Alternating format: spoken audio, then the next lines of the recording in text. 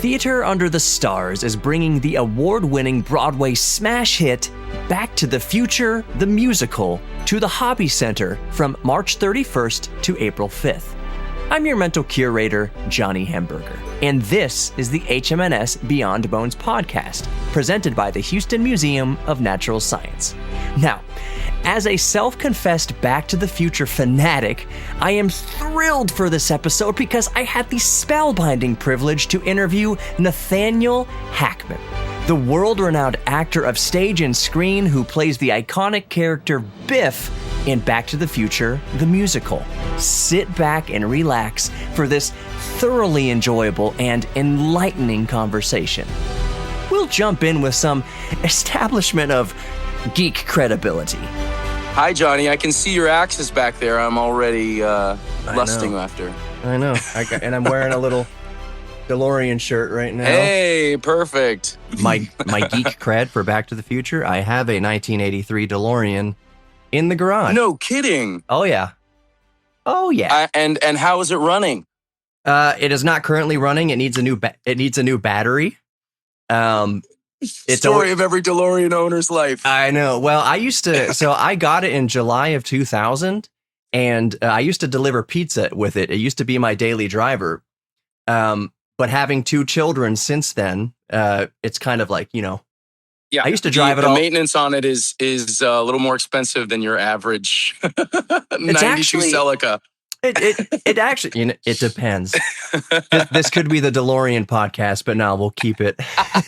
We'll keep it on Back to the Future. But anyways, you asked where I was. We're currently in Fort Worth, in beautiful Fort Worth. So I'm very excited to come to Houston. The last time I was there may have been 2017. I did Oliver at Theater Under the Stars. But I think I may have also come through there on Charlie and the Chocolate Factory tour in 2018. Well, I guess that's a good starting point. We'll talk about acting and Back to the Future, the musical and everything. I guess in your experience of working in theater, can it get kind of hard to remember where you've been, where you were, where you're going? Not to quote Back to the Future too much, but a similar vibe, all the cities. It can be tricky. I will say, one of the great things about being on this tour, it's an equity tour, which means that the minimum amount of stay that we have in any venue is a week. So I've got a little bit more time to get out and explore. I got onto an e-bike today and rode from downtown Fort Worth, and I'm at a really cool vintage and thrift shop, calling you from there. And I'm lucky that I've been on tours where it's allowed me to sort of get a bit more in touch with the local culture and get to see the sights. And that helps anchor me, you know what I mean, in whatever city I'm in. Exactly.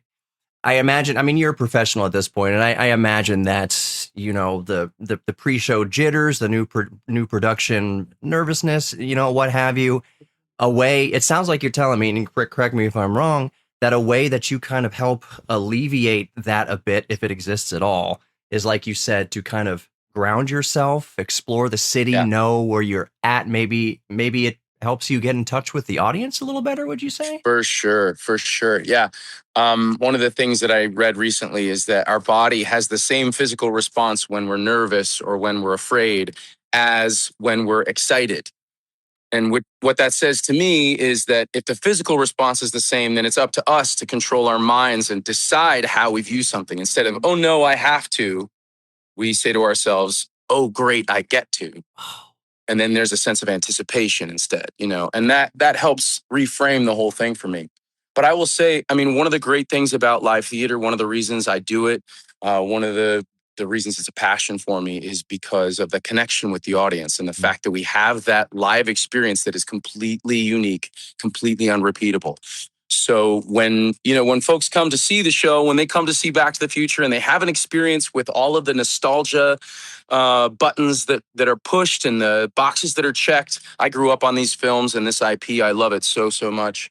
So I was trepidatious the first time I went and saw it in the West End, but I will tell you, this thing really does deliver. It's all the songs you remember. It's all the great Huey Lewis tunes, Power of Love. And and it's the Chuck Berry Johnny Be Good, and there's a nod to Earth Angel, and it's all of that stuff that you remember, but it's also more, and we're just so lucky to get to share it with audiences around the country. Right, and Alan Silvestri is part of this production, isn't he? He's overseeing the music. That's is he absolutely not? correct. Yeah. He is credited as the writer of the music, which means that all the themes that you remember, like the original DeLorean flying theme, ba ba ba ba ba ba ba ba ba, right? That iconic thing that still makes my heart race. Yeah.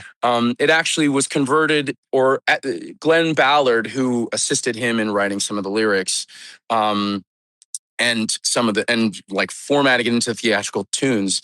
They took that piece, that theme that Alan Silvestri wrote, and they turned it into the opening number of the show, which is called "Only a Matter of Time." You see where it comes, and the theme goes, "It's only a matter of time," right? So it's like it scans beautifully, and for me, it just expands on the universe. One of the things that is so well established in the Back to the Future universe is that there are multiple sort of lines of time that can be created based on what our choices are, right? That's sort of the overarching theme of the film. And so I like to think of the musical as the Back to the Future that you know and love, but just in a slightly alternate dimension where people sing and dance. Right. And Bob Gale is a huge part of this production. It is for geeks like us. I am a self-proclaimed geek. I love identifying as a geek. Yes, me too. To have not only Bob Gale's blessing, but his involvement in this production, that makes Back to the Future, the musical, canon. It makes it part, like you said, part of the Back to the Future universe. This isn't someone's reinvented, idea of, there's 1,000 different Ninja Turtle iterations from James Cameron to all the animations and everything, which I love Ninja Turtles also. That's my era. Me too. But me too. But yeah, so it makes the fact that so many of the Back to the Future original creators and writers and composers are part of this production makes it so special. How was it for 100%? How was it for you, Nathaniel? You said you grew up a Back to the Future geek like me also. I'm trying to contain myself a little bit here. How cool is it for you to be part of that universe? I cannot explain to you, but perhaps you can imagine being a nerd like me, but I cannot explain to you how it feels, how lucky I am to be able to be a part of it. I still have the voicemail that Bob Gale called me with when I accepted the job saved on my phone that I listen to sometimes when I'm in a bad mood, just because it's that moment. He literally says, "Hey, this is Bob Gale. I wrote the movie. I wrote the book for the musical. I'm so excited to have you a part of the Back to the Future family, because once you're a part of the family, you're never not part of the family again." And so having that is worth more than anything else that's in, I have so many moments I can point to, and I'll try and keep it brief, but I found out about this on my, the day before my birthday. Cool. That I had booked this job, and I was working in Minneapolis at the time. My mom came out to visit me, and I asked her as a gift to myself, what I wanted for the birthday was to drive to Crystal Lake, which is in Wisconsin, just outside of Chicago, to the fella's house who owns the 1946 Ford that Biff drove in the movie. Oh, cool. So I tracked down this, that the iconic black convertible, that you remember. Marty jumps over the thing, and the skateboard goes underneath, and he catches it on the other side. He'd rip through us like tinfoil. He'd rip through, right, exactly. So this car is one of the few cars that doesn't still belong to Universal Studios, that has been sold along, and it lived in a museum for a long time. Well, now it belongs to a private collector outside of Chicago, and the guy was nice. I connected with him on Facebook, and the guy was nice enough to let me come dressed in my audition outfit for Biff and take some photos in the car. I mean, I made the quasi-religious pilgrimage to go and visit this car because this movie has just meant so much to me, and I am so, so lucky to get to step in the shoes of the illustrious Tom Wilson, who portrayed this originally, and to be able to sort of forward the story and bring to life this iconic story for these people who, like me, just want to have the experience. Nearly every performance we go to, there are people dressed up in the Marty McFly outfit with the red vest and the denim jacket, or like Doc with the white wig and the coat and all that stuff. And are you looking for some memorabilia? I've got some of that memorabilia around here behind me somewhere. Yeah. So I would be that guy, if I was going to see this show, I would be the guy dressed up and just wanting to be involved, you know what I mean? And that's really what's great about what we're doing, is it feels so immersive. Right. It really brings you right back to that universe and that place. And I think the creatives, all of the original creatives, including Universal, who's involved with this production, have been very, very protective that we are doing service and justice to the fandom and to the IP that we love so much. And so I don't think anybody who comes who is a fan is going to be disappointed. No, and certainly not. And I want to go back to what you mentioned about finding the 47 or 43 Ford. I'm 46. 46. Come on, you got it. Come on, man. Come on. But fun fact. It was a fun fact. Sorry, it was a coupe. Right. It was not a convertible. It was cheaper for them to buy a coupe and chop the top off of it, which is why it's got that wrap on the back. Because this is one of the reasons it's the actual car, because it's not a real convertible. It was something that the studio bought cheaper and converted into a convertible so that they could do the stunt. I did not know that, and I promise a lot of people listening to this right now who consider themselves fans also did not know that. But let me throw in a fun fact real quick too. Yeah. When you come and see the show, because all of everybody who's listening, you're going to come and see our show. Mm-hmm. Yeah. For those of you who are super fans, there is a moment when Marty and Doc are listening to the radio in 1955 to hear what the weather announcement is going to be, because they're worried about the storm coming. Yeah. Clock tower, and the person who is doing the voiceover for the radio is Bob Gale himself. So you'll get to actually hear Bob Gale's voice as well. Wow. I was just seeing something about Steven Spielberg. I believe in E.T. He put actual cloth over the camera lens to do the POV of E.T. wearing the blanket.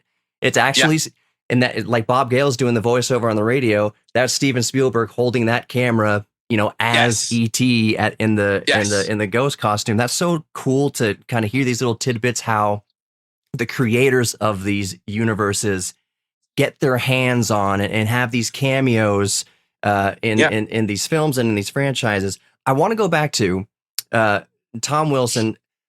Nathaniel, you play Biff in Back to the Future, the musical.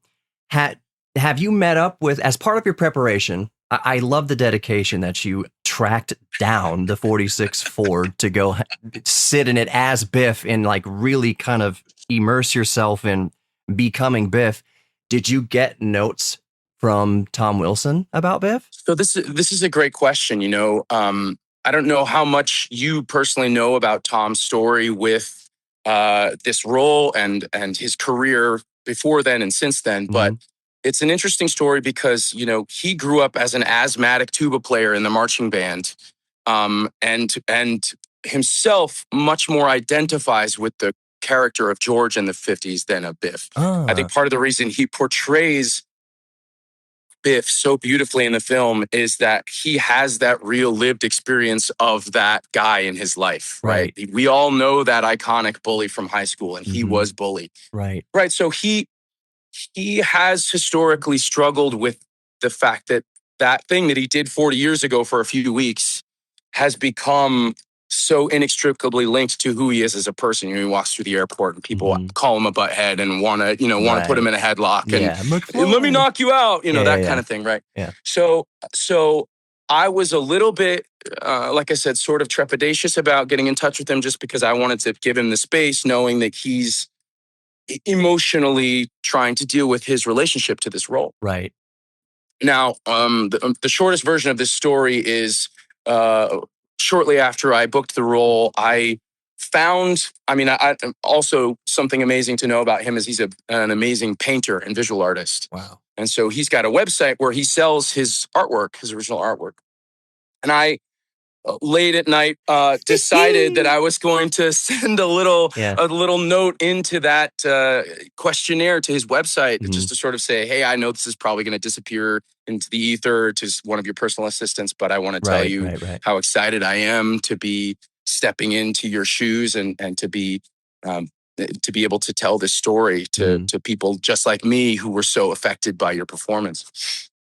And I was like, okay, I woke up the next day and said, well, what did I do? Feeling a little embarrassed. Yeah. But in my inbox, there was an email from Tom that said, I'm a man of a certain age and I don't really interact very well with technology. So send me your address. Wow. So I did. I sent him my address and he wrote me this beautiful 4-page handwritten letter. Wow. Just really wanting to connect and say, I'm so happy for you for having the job. I'm so glad that you are going to get to do this thing. You're going to be part of something that is unlike anything you've ever been part of before. He said, this completely changed my life, and so many congratulations. And it was very, very sweet. And I still have it pinned up in my dressing room, the 4-page letter, which I'm going to frame when this thing is all done and hang up in my memorabilia thing. But that's so beautiful. But it's just, the truth is, every person that I've met that has met him, I've never met him in person yet, but every person that has met him in person always says how incredibly generous and nice he is with the fandom and with people in general. And, I think that's not what any of us expect, because we grew up thinking he's this bully, right? In spite of the fact that we know he's an actor. Right. And the truth is, he's just really an incredible, generous person. So shout out to Tom if you get a chance to see this. Yeah. Thank you so much for your incredible performance. I'm inspired by you every day. And I'm so lucky to get to continue to do this. Yeah. Tom, if you ever hear this podcast, thank you so much for... We understand. I think if there's something I could tell Tom right now, it's, those of us who've grown up with Back to the Future, I think most of us understand you are an artist. You are an actor. Same with you, Nathaniel. Yes. You play the characters, but you are not the characters. Like the characters, especially playing Biff, Nathaniel and Tom, if you're listening, you're not a bully. You're a good actor. You're a good artist. And about something just about Tom for a second. Did you ever watch Freaks and Geeks, Nathaniel? Yes. That show, there's just a few seasons of it. I thought it was beautiful because Tom's in there and he plays the PE coach who starts dating one of the boys' moms. And when you first see Freaks and Geeks, it's a little bit, I have to go back and rewatch it, but it's a little bit of that Biff character. It's the PE coach who's hard on the kids, climb up the rope and no slacking, don't be a slacker. But he starts dating the mom, and then he becomes, if I was talking to Tom right now, I'd ask him how he felt about this, because he plays that Biff for a little bit, a Biff vibe in there, but then he becomes a real human being. When the boys start kind of bullying him, he becomes a real person with a real heart, with a real soul, who's just trying to make it through this life as best he can, find love, find acceptance. So that's just part of this beautiful arc of being an actor and playing these characters, is sometimes maybe if someone wants to pigeonhole a character that they play, okay, Biff is just the bully. No, that's not the case. They're an actor. It's cool when they get to play other roles that break them out of a pigeonhole. One of the things I love about you is you've done theater and screen. What? It sounds like you've already answered this, but I want to ask again. Which do you prefer? I'm sure you like being on TV, but where is your heart? Yeah. So, I mean, of course, I grew up on the medium of film and TV. So, anytime I get a chance to contribute to that art form, I'm always 100% about it. However, there are so many reasons that theater is where I consider the meat of my career to be. It's where most of my work is.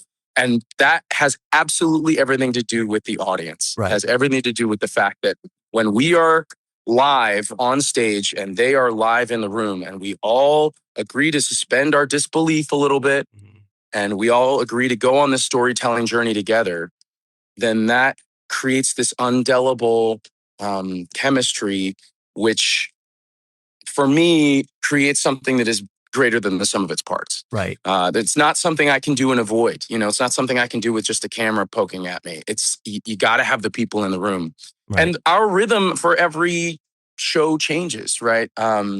Every time we tell a joke and hear the laughs of the audience, or we leading up to the incredibly iconic scene where George knocks out Biff in 1955. Mm-hmm. If the rhythm of that isn't lined up quite right for this particular audience, then we're not going to get the emotional response for George's self-actualization that is required.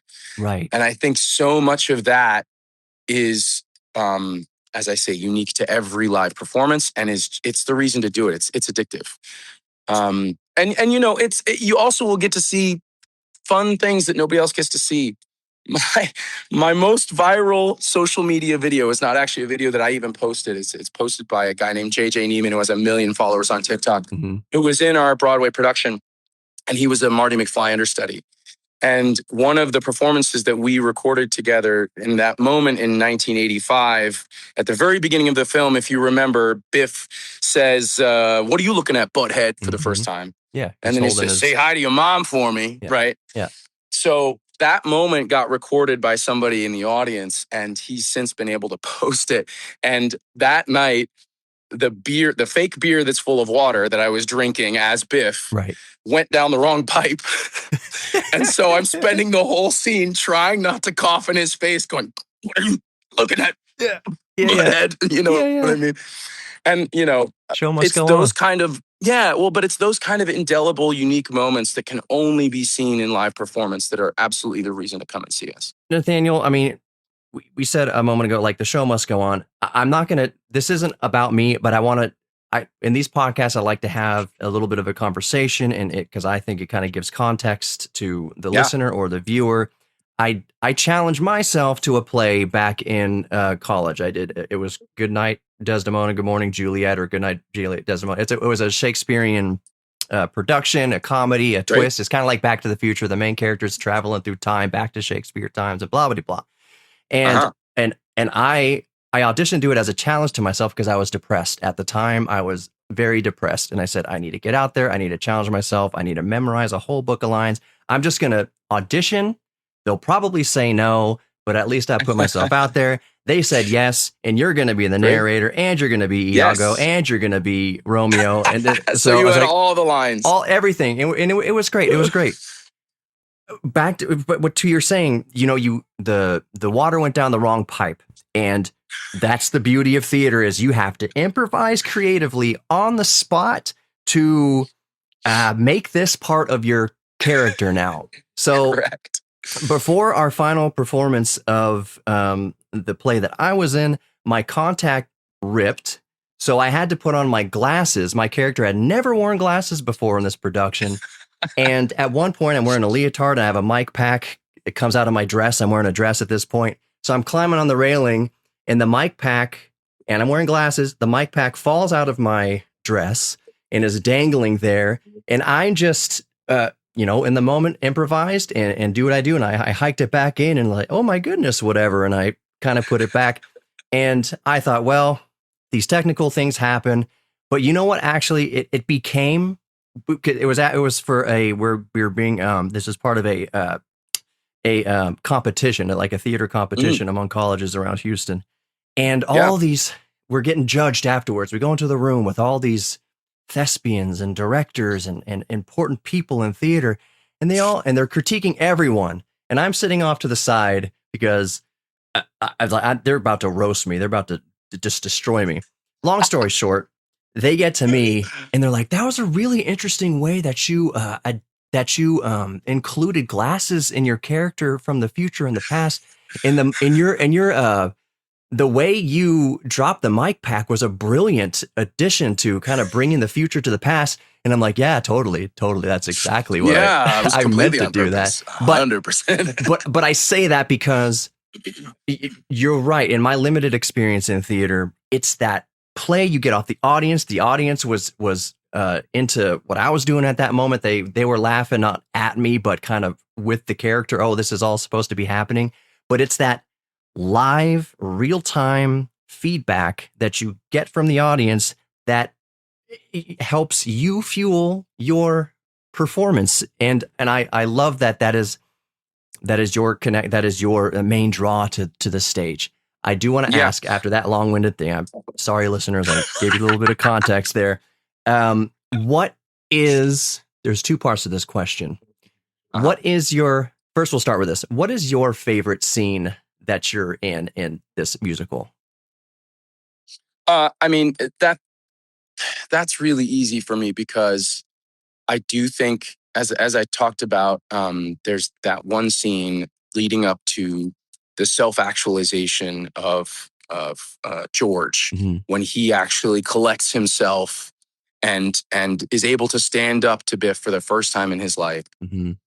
It's that classic David and Goliath story that I think we can all relate to, and it's one of my favorite moments in the movie, and I think it's one of the things we have stayed the closest to and the truest to in the musical. That for me, it is the whole reason that the story gets told. It is the arc of George, of learning to be the man that he always wanted to be. Mm-hmm. As I say, sort of self-realization and self-actualization.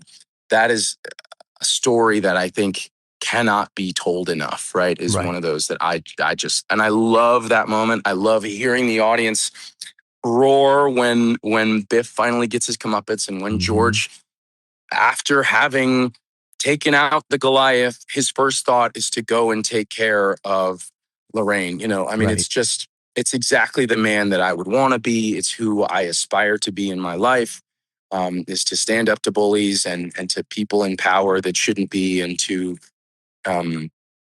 stand up for the underdog. And it really is the reason to continue to do the show. Because at this point I've done it over 1,000 times. I did it for 2 years on Broadway, and now I'm doing it on the road. I'm probably about 8 months into this run, and so I've been doing this role for a long time, and I get to do it all over and over, 8 times a week. And Yeah. it can get tough to try and mine fresh material when you're doing something that repetitively, but that moment is so important, and it's just such a lovely, lovely thing.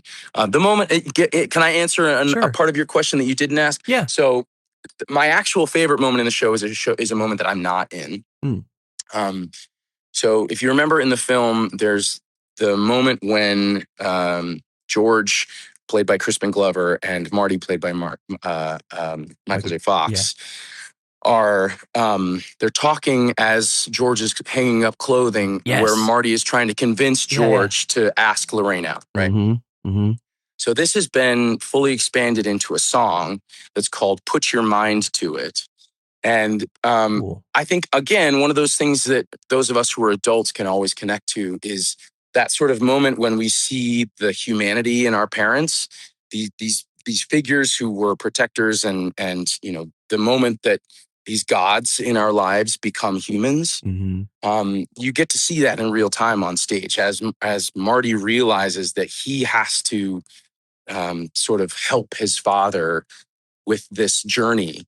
And as a father of a 14-year-old, the song and the way they connect to each other and the journey that they take through the song is one of those things that it always gets me. I listen to it every night, and I'm just so lucky to be a part of it. But that's something that is sort of unique to the musical version. That is an absolute reason to come and see it, is because it's such a great moment of connection between a father and a son. Absolutely. I love that you mentioned that. I've got 2 boys, a 5-year-old and a 2-year-old. My 5-year-old. And do they like Back to the Future? Yes. He's like, Daddy, can we fix the DeLorean so we can go to school? Yes, I'm trying to. We got to stop having kids first, and then I'll fix up the car. His name is Riker from Star Trek, and my 2-year-old, his name is Marshall, because that's the closest I could get to calling him Marty. And in fact, his nickname is Marty. And when he shows up, when he shows up on some of our social media for the museum, he is Marty. His screen name is definitely Marty. Around the house, he's Marty. So that's where I'm at. But like you mentioned, the self-actualization, Marty meeting his dad, and his dad becoming a real person. And like you said, with your son who's 14 years old, we witness our I think in this case, especially our sons finding their place and how do they be heroes in this world? How do they stand up to the bullies of this world? I think is especially important. It's important for any child, but manlyhood in this modern world is a strange time to be a parent. It's a strange time to be a parent, right? So I love that is your favorite scene, is when Marty is talking to his father, and that father and son moment that they're having, and he's encouraging his dad, and there's a whole context behind it, obviously. But I love that that's your favorite scene, and I understand why it's your favorite scene as a fellow father. I wanted to ask second prong question. That was your favorite scene, and then your favorite scene to act out with getting decked by Marty. What is the most challenging scene for you in this production? It's I think it's the same answer. I think it's the same thing because first and foremost, similar to Tom Wilson, I was bullied. I was in the choir, I was in the drama club, I was in the marching band. I had those people that bullied me. And so the moment leading up to that, when I have to, as part of the script, as part of what Biff does, go after Lorraine and objectify Lorraine. And, we, in the show, we're very, very careful to prep and make sure we have an intimacy coordinator. We make sure that all of the things that we're doing are planned out and that there's no actual physical or emotional harm being done in these moments. But I'm acting as though I am going to close the deal against her willingness. And that goes absolutely against everything that I believe as a human. Yeah, for sure. Lack of consent is a huge thing that my son and I talk about all the time. Yeah. But it's tricky. It's tricky moving into that moment and driving forward into that scene with my fellow actors and having to create that tension that is the thing that George is forced to interrupt in an emotional way, right? So, I think, like I said, it's my favorite scene to be a part of. It's also the most challenging. I believe that I think that a museum is like theater in many ways.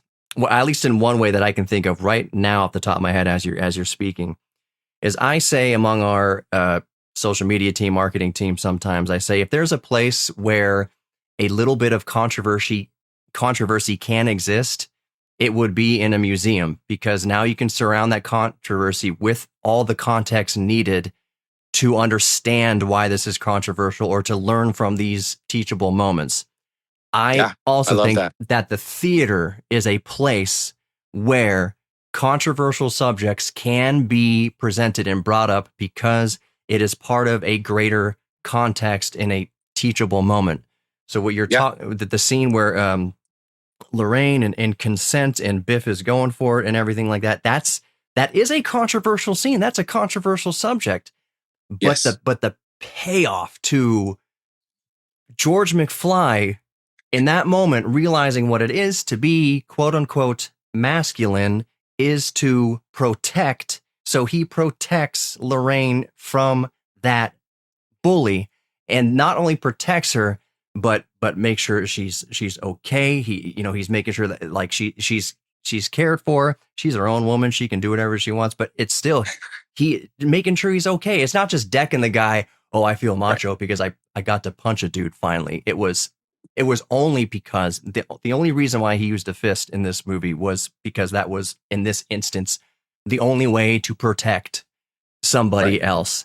And you don't, there's no, if you watch the movies, there's no kind of hint that George became a violent person after this. He just became a confident person to not listen to the bullies making fun of him for doing all his sci-fi writings, but to invest himself in it. Now I can do it. Now I can go for it, and I can release my art to the world because I have this newfound confidence. So I love that. And I love what you said about museums too. Shout out to your museum. I'm very excited to come and see it. We just got done over in Memphis where the Civil Rights Museum around the Yeah. Lorraine Hotel, Mm-hmm. where MLK Jr. got Yeah. assassinated, Right. is. And what a powerful experience to be able to walk through that.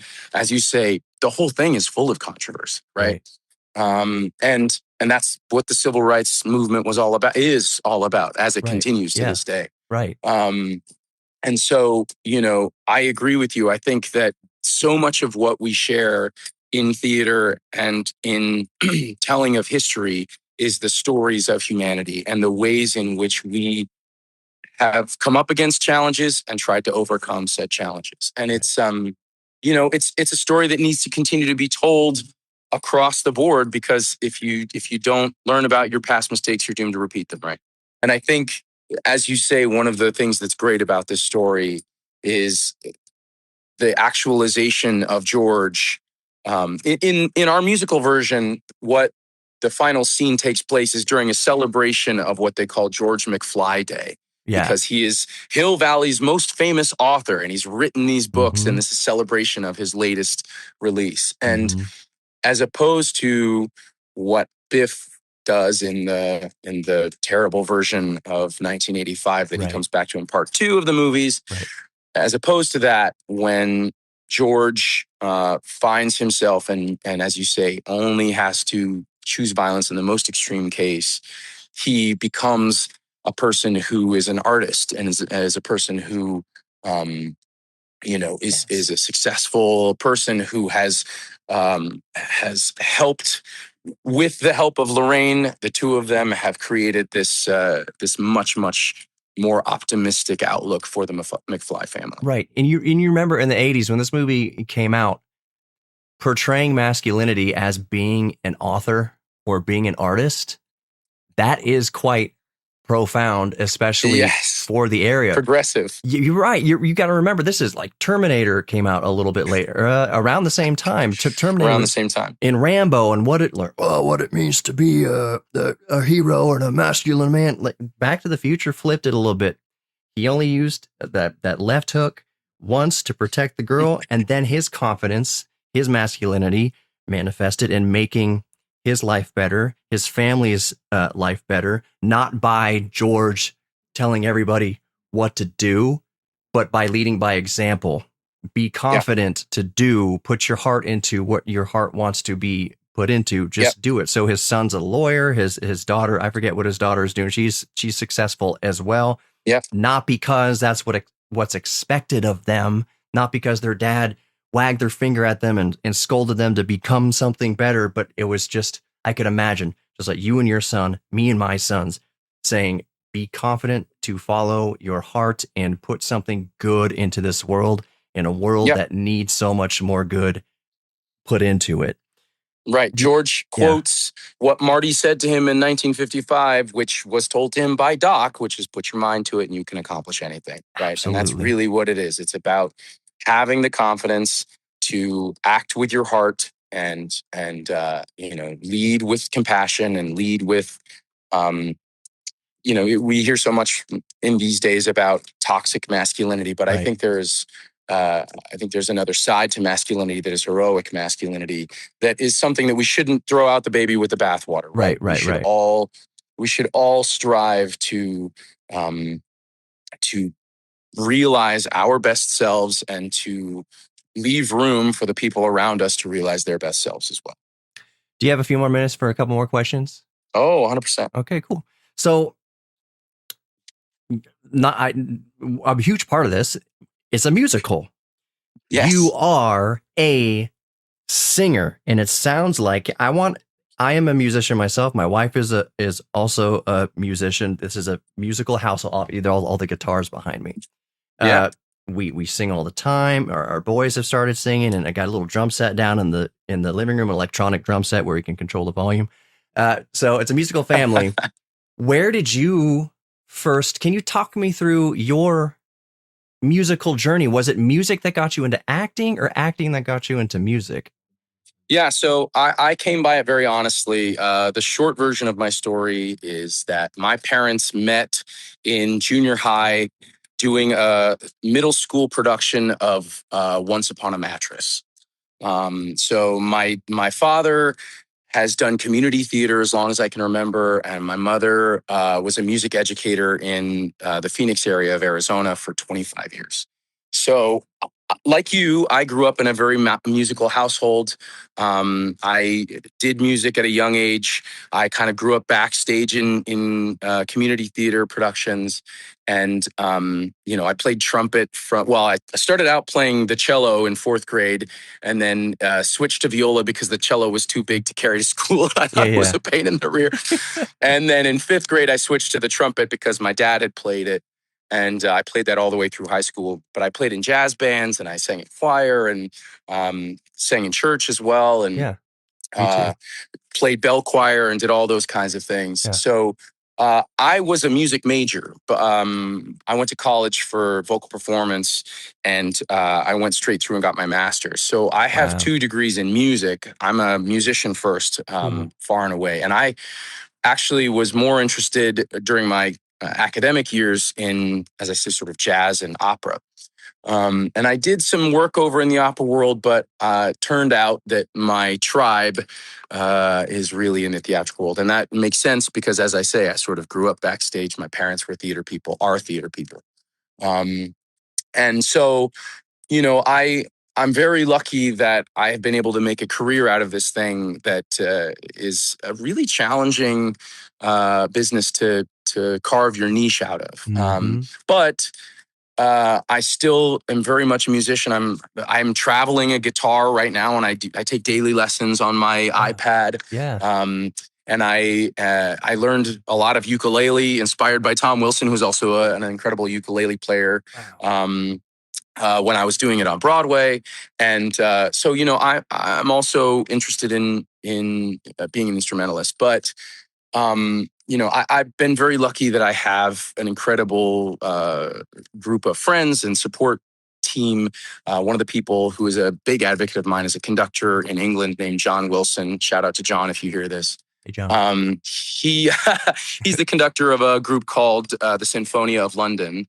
And we've made a couple of recordings together that are available on Chandos. I have recorded Curly in the first complete recording of Oklahoma.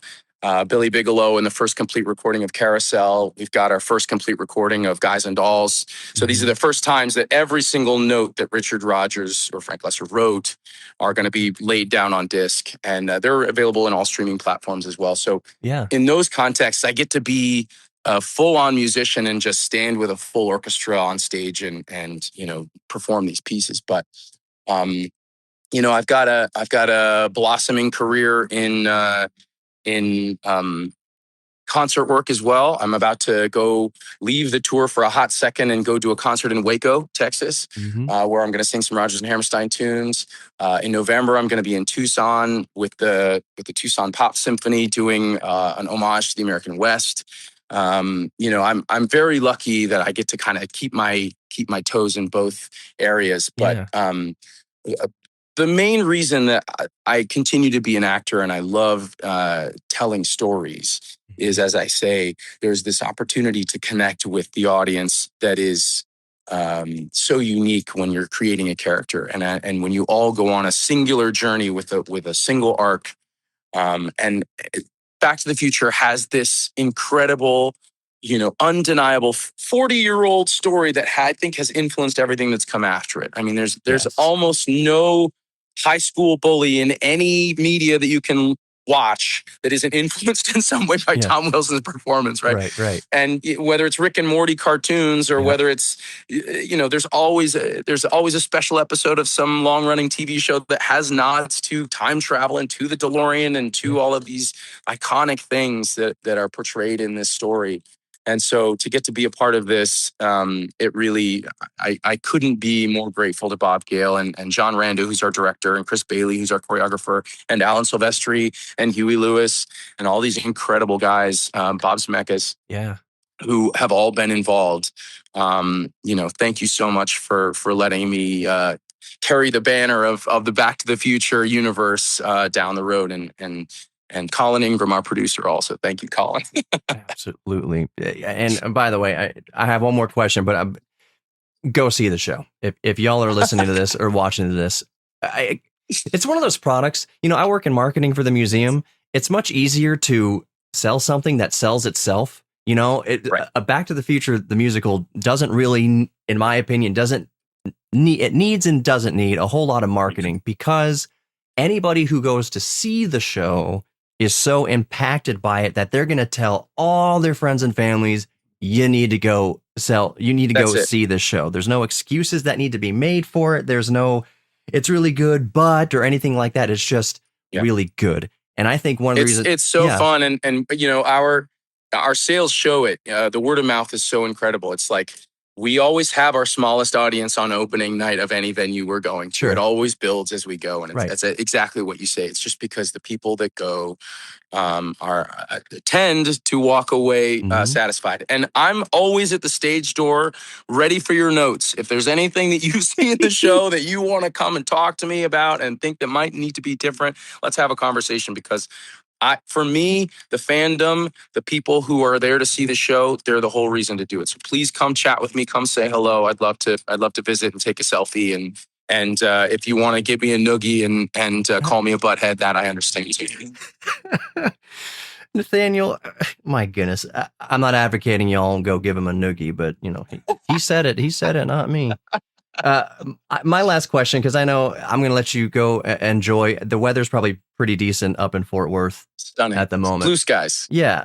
So one more question. First of all, I could talk to you all day. Like, this is easy. Same way, my friend. This is awesome. Thank you. You better drive that DeLorean to the hobby center. I'll you know what? That's the excuse I need to tell my wife to put some money into it. And it's a 2-seater, right? So that means the kids have to stay home. It has to be a date night. Well, now back in high school, we made it a 3 or 4-seater. There could be 2 people in the don't do this, kids. Don't.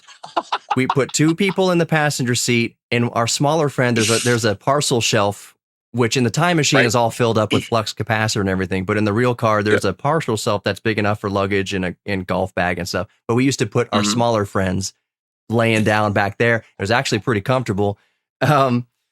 My goodness. But no, you got to get the car. You got to get the car running so you can have a date night. Come see the show. I know. Oh man, that's a whole tangent. I will get it running. I promise you. And Nathaniel, I'll reach out to you when I do get it running. I'll say, see, I got it. Please. Here we go. Last question. If you could travel through time, where would you go and why? So, you know, there's a couple of answers to this one.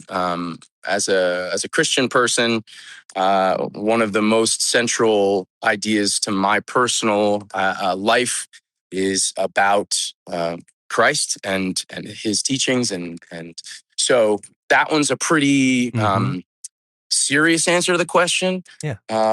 If I was going to give you a fully realistic answer to the question, I wouldn't want to travel anywhere where there wasn't a hot shower. It's one of the things that I absolutely I need to survive. That is a non-negotiable item for me.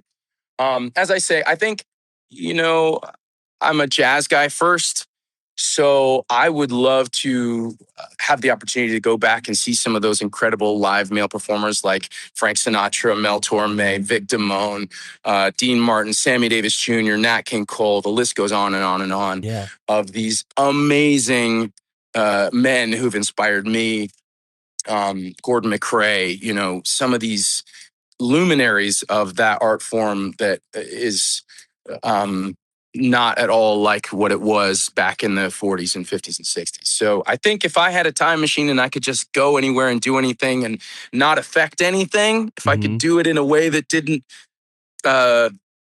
risk my own existence, as Marty McFly does, then it would be to get to go and see some of those incredible people live, because live performance is just, it's something I believe in so heavily, and I'm so excited and lucky to get to do it. And I would just love to go and see some of those guys do their thing. Absolutely. And you know, we share, our faith is the same.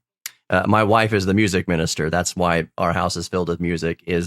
Amazing. Does a music ministry. She's a minister and everything. I've been that myself, so bless her. I understand the challenges involved. Oh my goodness. And it's a small church. It's not a mega church. It's a small, not into the weeds with that, but it's not all churches are mega churches, kids. Most churches are just trying to keep the lights on.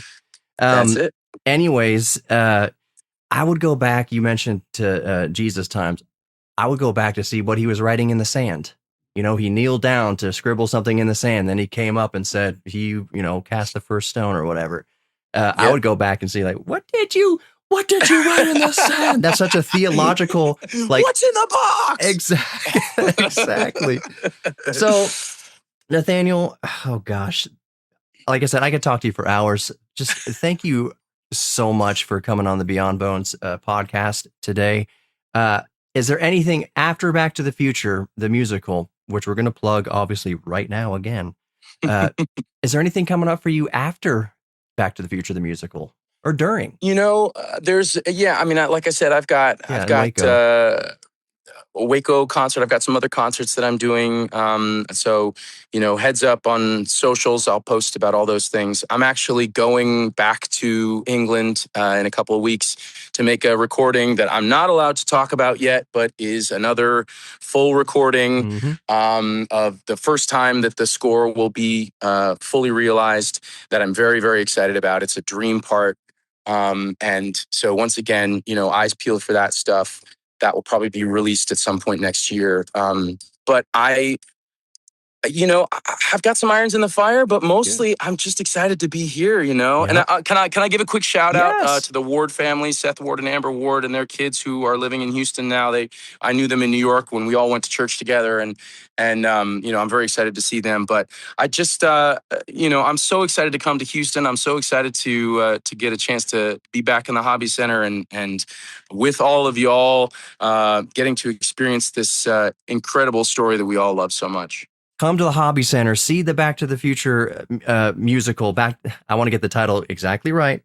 Back to the Future, the musical, at the Hobby Center. It opens March 31st through April 5th is what I have in my notes here. So there's, like you said, for the first opening night is always it's not, if there is a low turnout, it's going to be that, but it's not really a low turnout. That's when there's most likely to be room, but it's also the most exciting one because we're getting our sea legs a little bit, right? It's a new space for us. And so that can be the one where the most fun things happen. Yes. And again, I'm not selling it short at all. I'm saying try to go see opening night, because that will, like you're watching the actors, you're kind of a little behind the scenes knowledge here. You're watching the actors figure out their place on the stage in front of an audience. I know y'all do tech rehearsals and dress rehearsals and everything like that, but it's different when there's meat in the seats. And so to be part of that, go to opening night, March 31st. Nathaniel, thank you so much for coming on the Beyond Bones podcast today. It's been a joy, my friend. Make sure to go see the Theater Under the Stars presentation of Back to the Future, the musical, at the Hobby Center between March 31st and April 5th. And you'll want to do it soon before it becomes a thing of the past. I had to do it. I've been your mental curator, Johnny Hemberger. A huge thank you to Nathaniel Hackmann for his generosity, and also a huge thank you to the illustrious TUTS staff for facilitating. Thank you so much for listening to the HMNS Beyond Bones podcast. We can't wait to see you at the Houston Museum of Natural Science. But until next time, as always, stay safe and stay curious.